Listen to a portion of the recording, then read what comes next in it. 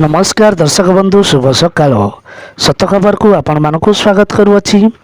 आज हूँ जनवरी मास 14 तारीख रविवार। मु आपण पाखक ओडिशा तथा देश विदेशर किसी बछा बछा गुरुत्वपूर्ण खबर नहीं आसी। तेणुक डेरी नक चलतु आज खबर उपर नजर पकाइबा। खरीफ मादिया संग्रह पंजीकरण समय आसंता 15 तारीख पर्यंत वृद्धि कले राज्य सरकार। सूचना अनुसार राज्य में चलित वर्ष खरीफ मांडिया संग्रह चाषी पंजीकरण तारीख को आसंता 15 तारीख पर्यंत वृद्धि करा जायछि।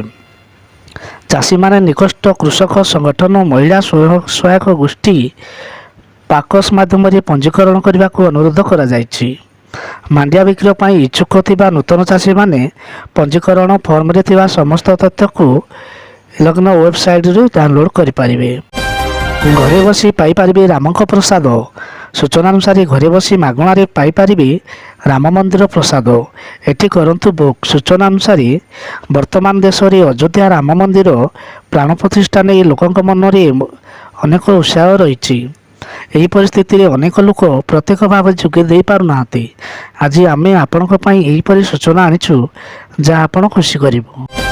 राशन कार्डधारी खुशी खबर सबू मिलूची फ्री रे। सूचना अनुसार आपणकर राशन कार्ड अच्छी कि तेबे यही खबर केवल आपण राशन कार्ड माध्यम फ्री राशन छड़ा अन्य सेवा मागणारे पाइपारे। एथिपाई एक निर्दिष्ट तालिका रही। मुख्य नगर में रही गुंडुचिनाड़ी पर्यटन स्थली। प्रकृतिर सौंदर्य उपभोग करने को जमुची पर्यटकर गहली। सूचना अनुसार कामाख्यानगर सहर किछि दूर अच्छी गुंडीचा नड़ी पर्यटन स्थली। सहर ठारू मात्र 6 किलोमीटर दूर कानपुरा पंचायत प्राकृतिक शोभाराजी मध्य रही गुंडुचानाड़ी पर्यटन स्थली। गोटे पटे राम आली नदीर कुकुळु कुकुळु नाद एवं अन्यपटे पहाड़ पर्वत बण जंगल घेरा मनोरम परिवेश पर्यटक को आकर्षित करथाय।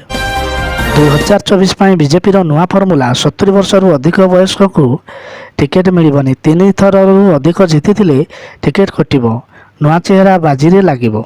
सूचना अनुसार लोकसभा निर्वाचन को मात्र किछि मास बाकी रही। से नहीं एएफपी ठारू देश में राजनीतिक क्षेत्र चलचंचल हो उठी। एथर हाट्रिक अर्जन करने को बीजेपी नेतृत्वाधीन जातीय गणतांत्रिक मेंट रणनीति प्रस्तुत करथिबा बेले नरेंद्र मोदी विजय रथ को रोकने को विरोध महामेंट भारतीय जातीय विकासमूलक अंतर्भुक्त सहयोगी पक्षर प्राणपणे उद्यम करा को रेल मंत्री नुआ वर्ष भेटी। जनवरी 14 नुआ मेमो ट्रेन सेवा शुभारंभ। सूचना अनुसार रेल मंत्री अश्विनी वैष्णव 14 जनवरी 2024 गोपीनाथपुर नीलगिरी बालेश्वर नूतन मेमो ट्रेन सेवा को सबुज पताका प्रदर्शन कर शुभारंभ करथिले। बालेश्वर गोपीनाथपुर नीलगिरी यात्रीवाहिनी लाइन लोकार्पण उपमार्ग भित्ति प्रस्तावन स्थापन एवं वेतनटी रेल स्टेशन रे पेआउट सेवा काउंटर रे उद्घाटन करेंगे। नूआ तेल मूल्य जारी केते कमिला केते बढ़िला पेट्रोल और डीजेल मूल्य जानतु। सूचना अनुसार आज सारा देश में पेट्रोल और डीजेल मूल्य प्रकाश पाई। जातीय स्तर में इंधन मूल्य कौन बड़ परिवर्तन देखा मिलूना। औषधित तेलर अंतर्जातिक मूल्य अनुजाई भारतर इंधन मूल्य स्थिर होइछि। भुवनेश्वर आज पेट्रोल दर 103 टंका 18 पैसा रही बेले डीजेल दाम प्रति लिटर पिछा 44 टंका 75 पैसा रही।